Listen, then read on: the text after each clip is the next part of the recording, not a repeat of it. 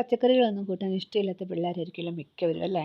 അപ്പോൾ അവരെ പച്ചക്കറി കൂട്ടിപ്പിക്കാൻ ചെറിയൊരു വഴിയുണ്ട് കേട്ടോ. ഇവിടെ മാളും അമലും ചോറ് കൊണ്ടുവന്ന ദിവസം അവർക്ക് മുട്ട ചിക്കി പൊരിച്ചാണ് ഞാൻ കൊടുക്കുന്നത് കേട്ടോ. ക്യാരറ്റ് ഞാൻ സാമ്പാർ വെച്ചാലും അവിയൽ വെച്ചാലും തോരൻ വെച്ചാലും അവർ തൊട്ട് നോക്കല്ലോ കേട്ടോ. അത് അങ്ങോട്ട് മാറ്റി വെക്കും അവർ. എന്നാൽ അവർ ക്യാരറ്റ് കഴിപ്പിക്കാൻ ഞാനൊരു വഴി കണ്ടുപിടിച്ചിട്ടുണ്ട്. അവർക്ക് മുട്ട ഭയങ്കര ഇഷ്ടമാണ് കേട്ടോ.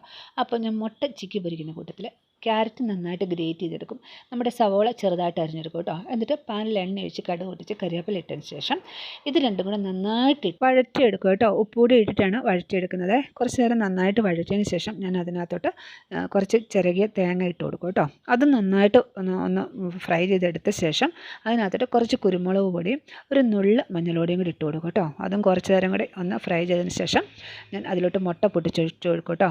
ഞാൻ ഇവർക്ക് കൊണ്ടുപോകാനായതുകൊണ്ട് 2 മുട്ടയാണ് എടുക്കുന്നത് കേട്ടോ. നാടൻ മുട്ട ഇല്ലായിരുന്നു, അതുകൊണ്ട് വരവ് മുട്ടയാണ്.